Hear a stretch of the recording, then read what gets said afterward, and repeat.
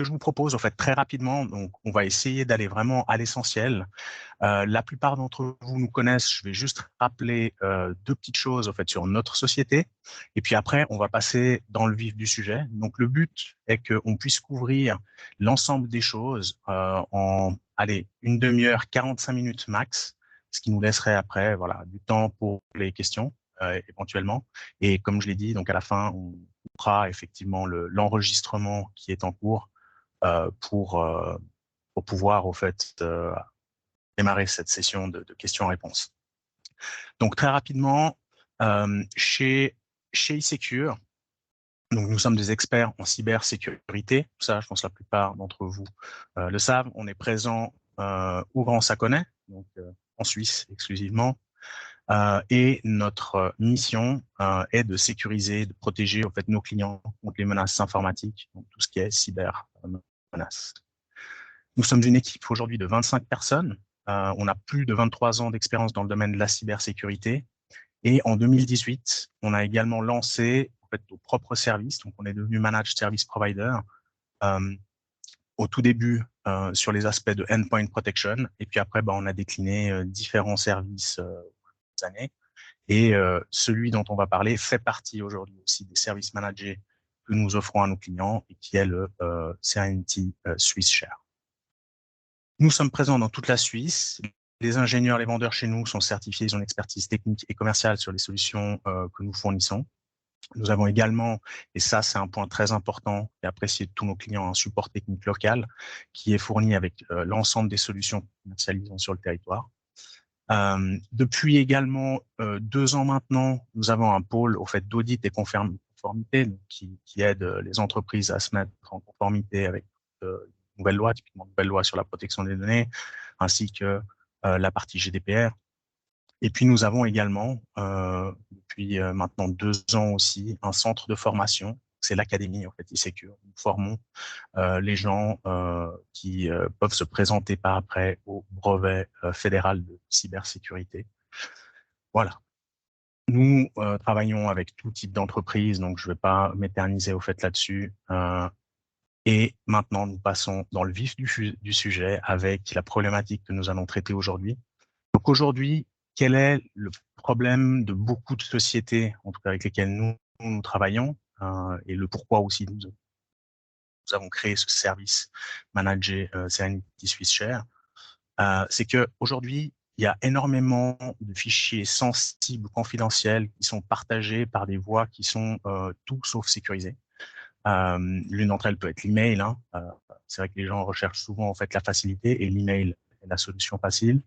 Ou même d'échanger des données peuvent aussi être confidentielles et sensibles via des solutions telles que Dropbox ou Box, qui ont, on va dire, la problématique principale qui est cachée derrière, au final, où les données que nous fournissons en fait, à ces services, aujourd'hui, ne peuvent plus être, on va dire, considérées comme confidentielles, puisqu'elles sont accessibles en fait, par ces mêmes services. Et donc ça pose vraiment on va dire un problème de confidentialité et aussi de souveraineté, et on verra, on va répondre par après. Après, on a toute la partie aussi conformité avec les réglementations. Donc, vous êtes tous au courant que depuis le 1er septembre de cette année, on a la nouvelle loi sur la protection des données qui est entrée en vigueur en Suisse, mais également déjà la GDPR qui est active depuis un peu plus longtemps. Ce sont en fait des guidelines et des lois qui sont là. Et les gens, des fois, ont du mal au final à respecter ces lois s'il n'y a pas les bons outils qui sont mis à disposition des employés. Donc en gros, voilà, on doit sécuriser les échanges et on doit aussi avoir une partie de traçabilité, donc de gouvernance sur les données échangées. Et ça, c'est un point en fait important à tenir en compte. Et puis surtout aussi, et souvent on oublie ça quand on traite que les aspects au fait techniques de la chose, mais il y a une chose qui est, je pense, plus importante presque que les deux autres. Alors peut-être pas autant que ça, mais en tout cas qui est primordial, c'est de faciliter au fait la vie aux utilisateurs et aussi aux administrateurs pour que, en gros, ils puissent utiliser les solutions, mais des solutions qui soient simples pour qu'on puisse, voilà, sécuriser aussi ces données. Donc voilà la problématique.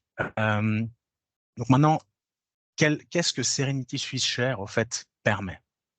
C'est relativement simple. Donc, c'est vraiment de sécuriser le partage et la collaboration autour de documents sensibles sans sacrifier l'expérience utilisateur. C'est vraiment le résumé global de ce qu'on a vu en termes de problématiques juste avant.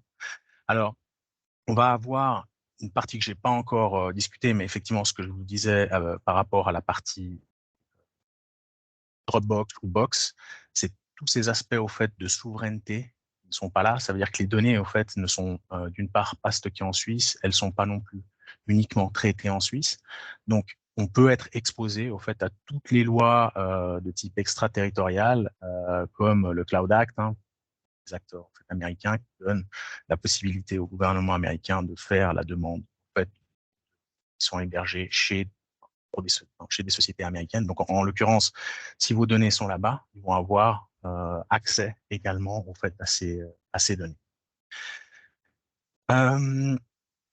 Voilà. Donc, les slides, je vous les mettrai également à disposition hein, pour les personnes qui ont participé. Donc, je ne vais pas m'étendre beaucoup là-dessus. On a déjà parlé de la partie simplicité, efficacité, la sécurisation, la souveraineté et également une partie qui peut être aussi intéressante, c'est l'indépendance. C'est-à-dire quand vous avez au fait vos systèmes IT, si une fois il y a un problème sur le système IT, on aime peut-être bien avoir aussi une solution de repli sur lesquelles on puisse aussi échanger des informations de manière sécurisée et qui n'a rien à voir avec le système d'information du client lui-même. Donc, par rapport au service et par rapport à sa sécurité, ça, c'est vraiment, je pense aussi le cœur des choses. Donc, l'hébergement et l'opération, en fait, du service Serenity SwissShare est fait en Suisse. Donc, les data centers sont entre Genève et Lausanne. Les data centers sont certifiés ISO 27001. Toutes les données, au fait, qui non seulement circulent, mais qui sont stockées sur les systèmes, sont en fait chiffrées, ce qui fait que les données sont inaccessibles, même à nous ou aux personnes qui sont juste administratrices au fait de la plateforme. Donc, vous verrez que, enfin voilà, il y aura des notions qu'on va voir après avec mon collègue Rémi Clavel, compte utilisateur et autres. Donc, vous verrez au fait qu'est-ce qu'il y a autour. Mais ça, c'est vraiment primordial. Donc, les données sont vraiment inaccessibles, même à nous. Donc, la seule chose au fait que nous pouvons réaliser avec les données, vu qu'elles sont chiffrées, c'est que effectivement, on les stocke et on fait des backups. Ce qui fait que si une fois il y a besoin de récupérer au fait des données, on est en mesure de restaurer les données, mais on pourra toujours pas accéder réellement à leur contenu. La partie de la gouvernance, donc l'audit complet de la plateforme et des activités et des utilisateurs et des administrateurs. Donc, si quelqu'un en fait partage des fichiers avec des adresses externes, ben, on a effectivement cette traçabilité et on peut voir qui a partagé quel type de document. Ça, c'est aussi un point central. Et nous sommes actuellement également en cours de certification en fait globale du service Serenity SwissShare en ISO 27001. Ça, c'est en cours et je pense que voilà, ce sera finalisé dans le courant des prochains mois. Et puis maintenant, juste pour partager quelques use cases, quels sont les principaux use cases qu'on va adresser et après je donnerai la parole directement à mon collègue Rémi Clavel qui nous fera une démo directement de la plateforme. Hein. Donc, le premier use case, c'est vraiment le partage et la collaboration simple et sécurisée de documents. Donc, j'ai cité ici deux exemples. Hein. Vous pouvez avoir des gens qui font partie d'un conseil d'administration d'une société, mais qui ne sont pas des utilisateurs internes de cette même société. Du coup, ben, vous n'avez pas un compte Active Directory ou un compte utilisateur pour ces utilisateurs-là. Et des fois, c'est compliqué, au fait. C'est-à-dire qu'on demande aux équipes IT d'ouvrir, au final, environnement informatique de l'entreprise à des personnes au fait qui elles ne sont pas censées au fait y accéder. Ben là, typiquement, SwissShare permet au fait de Serenity SwissShare permet au fait de répondre à ce type de problématique, c'est-à-dire que chaque utilisateur va avoir la possibilité de créer effectivement des espaces de partage avec des personnes tierces et définir, on va dire, les différentes choses possibles qu'on verra au fait lors de la démo. Pareil avec des partenaires externes. Bon, si vous avez des fournisseurs avec lesquels vous échangez de manière régulière, plutôt que de vous envoyer typiquement des choses par email pour éviter tout genre de surcharge aussi et de documents volumineux, vous pouvez tout à fait créer un répertoire qui soit permanent pour lequel vous ayez accès en fait l'ensemble des participants et accès et que vous puissiez en fait vous échanger les informations via cet espace sécurisé. La troisième use case, l'externalisation des données. Donc ça, j'en parlais tout à l'heure, même tout ce qui est procédure de DRP. Donc si une fois que vous avez un problème sur votre site, bah, ça peut être intéressant d'avoir quelque chose qui soit complètement externe à votre environnement informatique. Donc là, d'avoir au fait ce Serenity Swiss Share en appui, où vous avez au fait ces informations sensibles et sécurisées. Il y a également quelques fonctionnalités annexes qui sont à disposition et dont Rémi, on va dire, parlera brièvement. Il ne va pas forcément donner un exemple concret pour chacune d'entre elles. On a également certains plugins qui permettent au fait de faire de la synchronisation de données entre typiquement un poste, travail et environnement SwissShare. Par exemple, occuper un répertoire spécifique sur une machine en local, ou même d'utiliser les API de la solution pour, on va dire, automatiser des actions que vous souhaiteriez faire. Donc ça, après, ça donne énormément de possibilités. Je pense que dans 90% des cas, on ne va pas être ces utilisations, on va dire, très poussées, mais la plateforme, en fait, le permet. Et donc, voilà, je le cite. Pour ma part, j'ai fait un petit peu le tour global de ces fonctionnalités et des use cases qu'on allait adresser. Donc, Rémi, si tu es dispo, tu peux directement prendre la main. Alors, je suis bien là. Bonjour à tout le monde. Je vais partager mon écran pour vous montrer la plateforme et les différents cas d'usage dont Nelson vous parlait juste avant. Donc ici, donc le service est disponible à travers une interface web sur laquelle il va falloir s'authentifier. Donc, selon le mode d'intégration que l'on va mettre en place chez vous, soit on pourra faire de l'authentification avec SSO, par exemple avec l'Azure AD, soit on peut utiliser des comptes locaux à l'application, donc au service, que l'on créera en parallèle. Donc pour la démonstration, je vais utiliser un compte spécifique.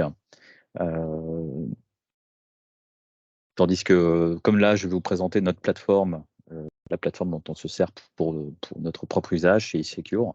Donc là, c'est vraiment un compte particulier que je vais utiliser à la démonstration. Donc, lorsque l'on se log sur l'interface avec un compte, on va dire, applicatif, donc, on a un login password classique et en plus, on va pouvoir forcer l'utilisation soit d'un SMS, donc pour l'authentification, ou alors on peut utiliser une application type Authenticator de Google.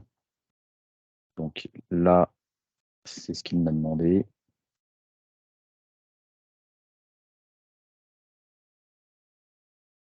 Donc également, dans les configurations de la plateforme, il est possible de demander en fait uniquement le login et ensuite l'OTP. On n'est pas obligé de faire l'authentification avec le mot de passe en plus.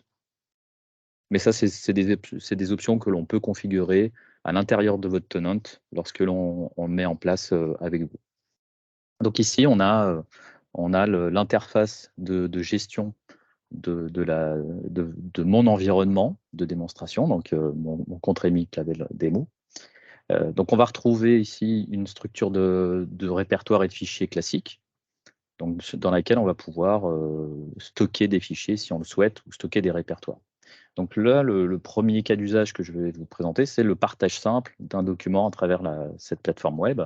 Donc pour ça, il suffit de cliquer sur le bouton Quick Share et je vais prendre un document. Par exemple, ici, je vais prendre un document PDF que je souhaite mettre à disposition par la suite à des personnes extérieures. Donc soit je vais le partager via un lien simple que je vais pouvoir copier-coller dans un email, soit je vais pouvoir demander directement l'envoi d'un email à des personnes à l'extérieur. Ça, c'est la plateforme qui va s'occuper d'envoyer le mail aux différentes personnes à l'extérieur. Dans les options qui sont intéressantes, là, on peut voir que lorsqu'on partage un document, on va pouvoir donner une date de fin du partage. Donc ici, je vais activer cette date de fin. Là, pour notre plateforme, elle est positionnée automatiquement au bout de 7 jours. Et également, je vais pouvoir spécifier, si je le souhaite, un mot de passe unique, statique, pour ce partage. En l'occurrence,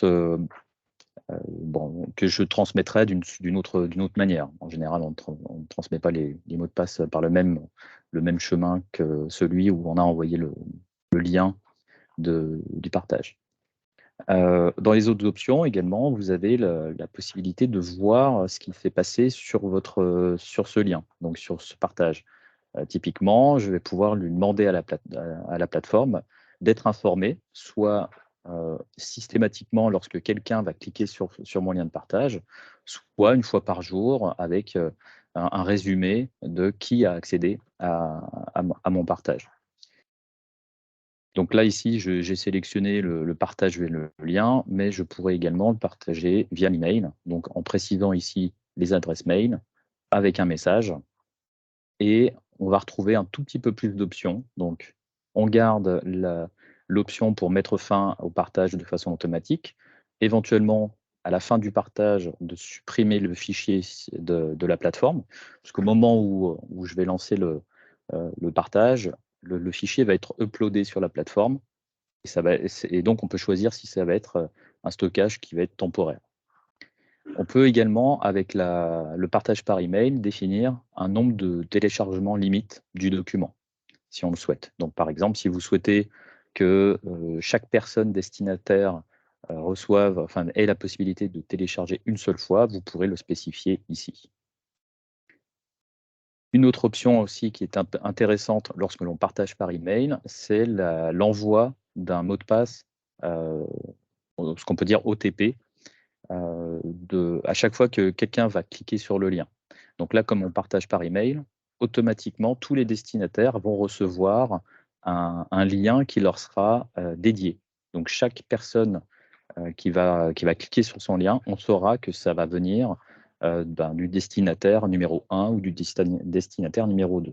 Ça, c'est également important quand on souhaite avoir une traçabilité sur le partage de notre document. Et pour le OTP, à chaque fois que la personne va cliquer sur son lien, elle va recevoir automatiquement un mot de passe unique qui va être valable pendant 30 minutes. De la même manière que tout à l'heure, pour le partage par le lien, on a la possibilité d'avoir un résumé de l'activité sur mon partage. Voilà, ça, c'est la première option de partage que l'on va pouvoir mettre en place. Alors, je vais ici l'activer en mode lien.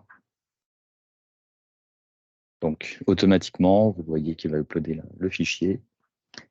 Et une fois que cela est fait, il me donne le lien que je vais pouvoir copier dans mes emails ou d'une autre façon.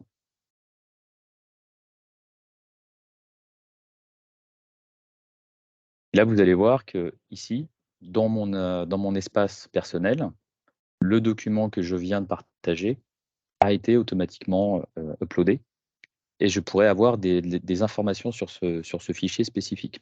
Donc, si je le sélectionne, donc soit je peux le repartager encore, hein. Je peux partir de cette vue pour repartager mon document.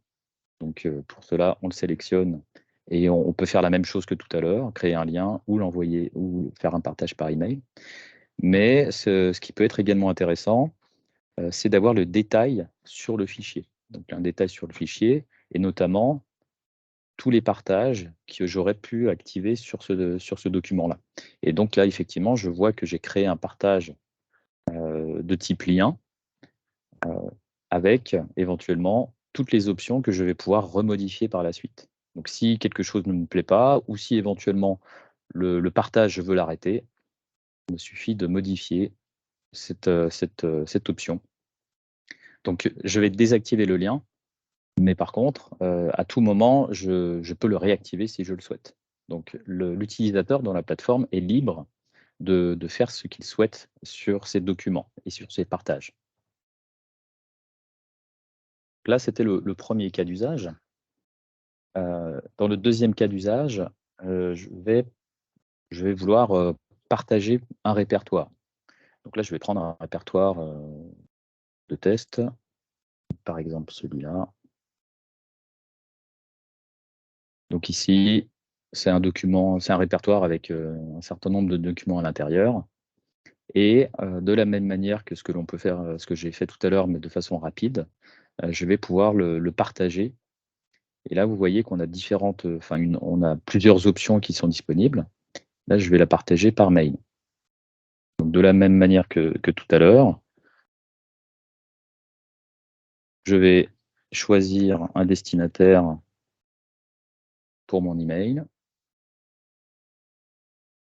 Et ici, je vais pouvoir, comme je partage un répertoire, je vais pouvoir choisir les permissions que je vais donner à ce destinataire sur les documents qu'il se trouve à l'intérieur du répertoire et sur le répertoire en lui-même. Par exemple, je peux lui donner la simple visualisation de tous les documents qui se trouvent dedans.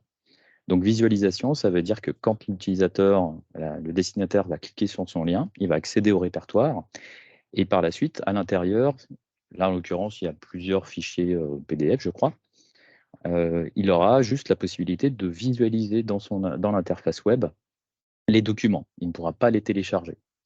Par contre, si je le souhaite, je peux également lui donner cette possibilité-là en plus, donc soit le téléchargement, soit la visualisation. Et comme on travaille sur un répertoire, on peut également en plus donner la possibilité au destinataire de faire des uploads, donc de mettre à disposition d'autres documents à l'intérieur de ce répertoire-là. Et là, comme je le partage par email dans l'interface web, je précise dans mon message email qui va être envoyé un message à mes destinataires. Et comme tout à l'heure, on peut choisir une date de fin, on peut modifier comme on le souhaite. Des options de suppression à la fin du téléchargement, du partage, pardon, une fonction d'OTP en plus. Je vais être notifié à chaque fois qu'il se passe quelque chose sur mes fichiers et éventuellement, je peux donner la visibilité à tous les destinataires sur le contenu du répertoire. En l'occurrence, si là, j'envoie à 3 ou 4 personnes et que je leur donne la possibilité d'uploader des documents dans ce répertoire, par défaut, chaque personne qui va uploader des documents dedans, en fait, les autres ne pourront pas voir ces documents-là. Donc, il faut que j'active cette option pour que tous les documents uploadés par les destinataires soient visibles par tout le monde. Là, c'est pas ce que, dans l'occurrence, pour ce démo, c'est pas ce que je souhaite. Et je le partage. Et de la même manière que pour le fichier tout à l'heure, je peux aller dans le détail et regarder les shares qui ont été créés sur ce répertoire-là.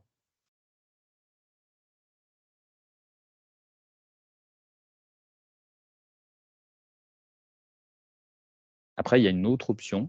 Donc là, on était sur la partie partage classique. On va dire, je mets à disposition un fichier ou des fichiers. Je peux mettre à disposition un répertoire à des personnes à l'extérieur pour qu'ils puissent m'envoyer leurs propres fichiers. Mais on peut passer à un mode supplémentaire, à un mode dans lequel on va faire du partage collaboratif. Pour cette fonctionnalité-là, il faut que le destinataire ou les destinataires aient un compte et la possibilité de s'authentifier auprès de la plateforme. Et ça, moi, en tant que simple utilisateur sur cette plateforme, je vais pouvoir déclarer, créer des comptes pour mes destinataires pour qu'ils puissent venir s'authentifier sur mon environnement.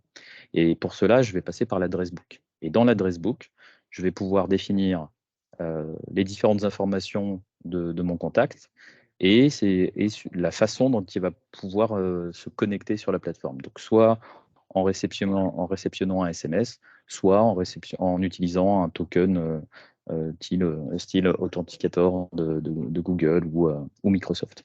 Voilà, donc ça, on définit nos destinataires dans notre adresse book. Et après, on va pouvoir leur attribuer la possibilité de venir collaborer dans ce répertoire.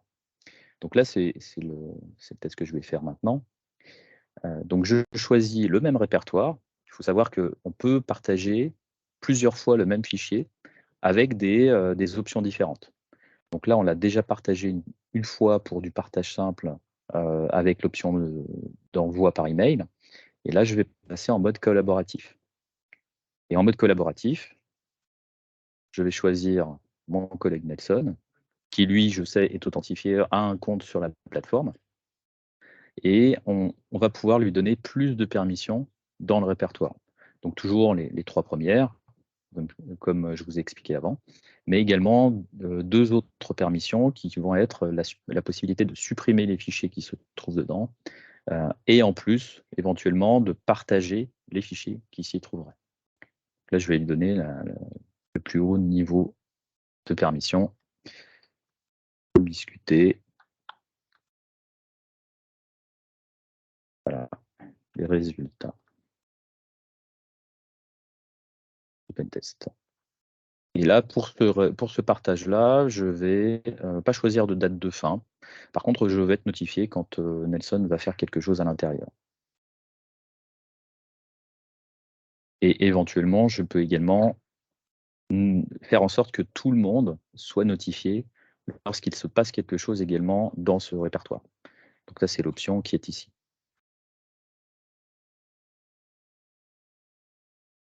Et maintenant, si on regarde dans le détail de ce répertoire-là, on va bien retrouver mon premier partage qui était ici, que j'avais envoyé par email, donc qui permettait de faire du téléchargement simple des documents qui se trouvent dedans, ou du répertoire en son entier. Ou alors, et en plus, pardon, je retrouve mon partage collaboratif avec Nelson qui est positionné dessus. Et encore une fois, à tout moment, je peux modifier mon partage collaboratif et rajouter éventuellement d'autres personnes. Par exemple, ici, je vais rajouter Raphaël, mais avec des permissions différentes.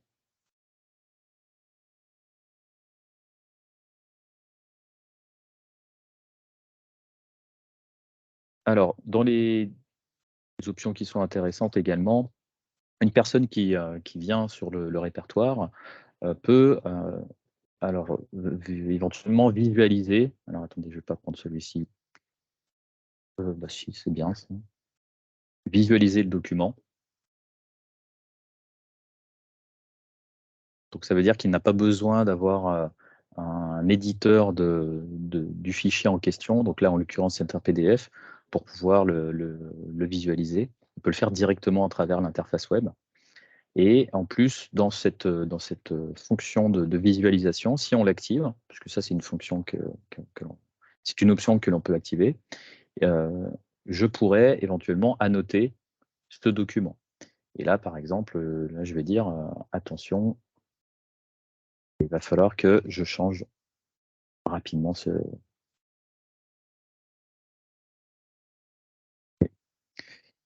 changer rapidement. Voilà, donc même sans éditeur, je vais pouvoir mettre des annotations sur les fichiers qui sont en mode visualisation. Donc que ce soit là, en l'occurrence, c'est sur mon PC, mais ça peut être sur mon smartphone ou sur ma tablette. Donc bien sûr, après, vous pouvez télécharger un ou plusieurs fichiers si vous le souhaitez. Et puis si vous en avez un dans ces différents documents que vous souhaitez en plus partager ailleurs, vous avez toujours cette possibilité de partager, soit par le lien, soit par email. Donc du point de vue de l'utilisateur, on retrouve ma structure. Il y a également des liens rapides sur tous les shares que j'ai créés. Donc en un clic, je vois tous mes shares, à quel moment ils ont été créés, à quel moment ils ont expiré, et éventuellement, on va retrouver les possibilités, donc les détails du partage, la possibilité de supprimer le partage également. et également toutes les activités qui auraient été réalisées dans le répertoire en question. Donc là, pour l'instant, enfin là sur cette plateforme, il n'y a pas beaucoup d'activités, mais si un utilisateur télécharge les documents qui se trouvent dans le répertoire que j'ai partagé, je vais voir tel utilisateur a téléchargé ou a visualisé, éventuellement édité. Donc on a le détail qui va apparaître sur le côté. Donc toutes ces informations-là sont disponibles soit à côté dans la partie partage, soit à chaque fois au niveau de mon arborescence sur le fichier ou sur les répertoires sur lesquels je veux des détails.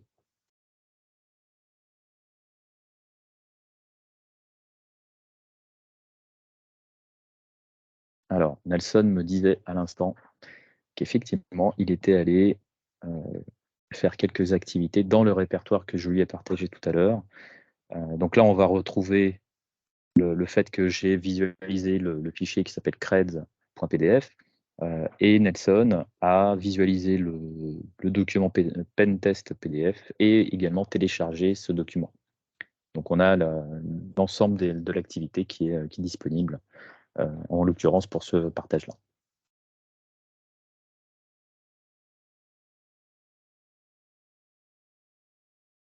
Alors, autre chose qui est intéressante, on vous parlait de facilité d'utilisation. Et en l'occurrence, on a, avec la plateforme, un plugin que l'on peut installer dans Outlook et qui permet de l'interfacer justement avec ce service. Donc, le plugin vous permet directement de prendre un fichier. Alors là, en l'occurrence, j'ai pris un OVA et je l'ai glissé dans l'email que je souhaite envoyer. Donc, je veux partager un OVA. Alors, un OVA, il fait plus qu'1 giga. Il ne passera jamais les passerelles de messagerie. Mais ici, je vais l'envoyer à Nelson. Voilà, l'OVA pour le test. Et donc, automatiquement, le plugin va voir qu'il y a un fichier. Donc là, dans notre politique interne, tout fichier qui est supérieur à 1 méga va être automatiquement pris en charge dans la plateforme. Donc là, c'est ce qu'il a fait. On voit qu'on a un bandeau qui apparaît et dans lequel il est précisé que les fichiers que j'ai mis dans mon mail vont être pris en charge par le plugin en question. Il y a une autre possibilité également. Donc là, c'était pour faire un partage rapide à l'extérieur. Mais je peux me raccrocher à l'arborescence que je vous ai montré juste avant. Donc, dans cette arborescence-là, on retrouve mes différents fichiers, mes répertoires. Donc, je vais pouvoir choisir de partager, par exemple, ce répertoire-là à mon email.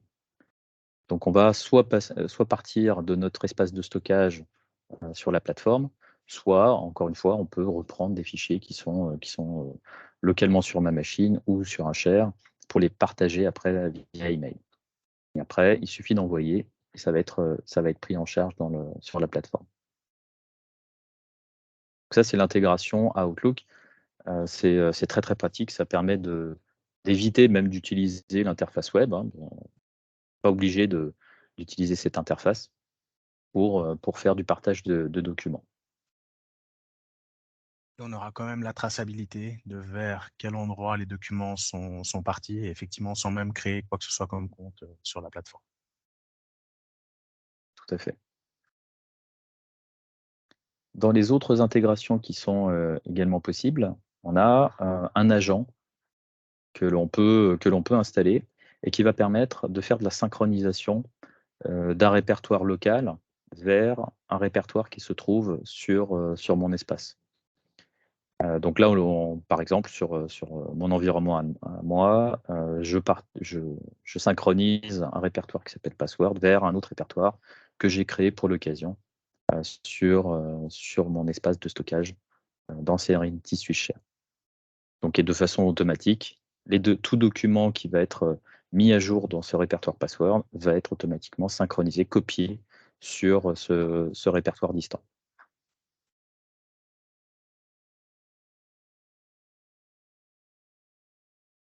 Voilà, c'est à peu près tout pour la démonstration. Est-ce que... Alors, on peut peut-être juste faire une chose, Rémi, parce qu'on l'a pas montré, et ça c'est important. Si par exemple, tu fais bouton droit et tu crées au fait un fichier, crée un fichier Word, par exemple, même à la racine, Effectivement. hein. Au fait, parce qu'on parlait également de collaboration, donc c'est vrai que la solution a également un plugin qui permet au fait aux gens qui accèdent à la plateforme de pouvoir effectivement sur le côté droit soit dire bah je veux juste l'ouvrir en visualisation, soit je veux l'ouvrir en édition, par exemple avec Microsoft Word. Et quand je l'édite, donc il est effectivement pas disponible pour les autres en édition. Je peux faire mes différentes modifications. Donc le fichier va s'ouvrir en édition chez mon collègue. Euh, du coup, il va pouvoir voilà, faire les modifications ou enfin, voilà, interagir avec le fichier. Donc là, pareil, tout sera également tracé. Donc là, on verra que le document a été créé, qu'il y a eu une mise à jour au fait, du document par Rémi Clavel. Et vous voyez qu'il a juste fait enregistrer. Au fait, et ce qui se passe, c'est que le plugin pour la partie browsing a lui-même, en fait, renvoyé le fichier directement. C'est-à-dire que dans la plupart des cas, quand on veut faire ça, en fait, on doit télécharger les fichiers en local. Et puis, en un deuxième temps, on va devoir réuploader le fichier, ça crée des multiples versions, et puis c'est compliqué à gérer. Donc là, vous voyez que même dans la solution, c'est déjà prévu. C'est-à-dire que quand vous allez ouvrir le fichier, il va être locké, vous allez faire vos modifications. Et au moment où vous sauvegardez, le fichier est automatiquement réuploadé à son endroit et on voit que quelqu'un a fait une modification sur le fichier. Donc voilà. Ça, je pense, c'était la seule chose, on va dire, un peu essentielle qu'on n'avait pas forcément couvert et ça, on a fait on a fait le tour. Avec en plus Juste. une fonctionnalité de versionning. Donc, lorsqu'on va Mhm. éditer un document par ce biais-là, donc c'est pour les documents Office en général, on a du versionning que l'on va pouvoir, qui est automatiquement activé lorsque l'on fait des modifs. Donc, soit des modifications directement avec ce bouton d'édition, soit si on le télécharge en réupload, donc on va écraser la version précédente, mais il va y avoir une copie qui est conservée.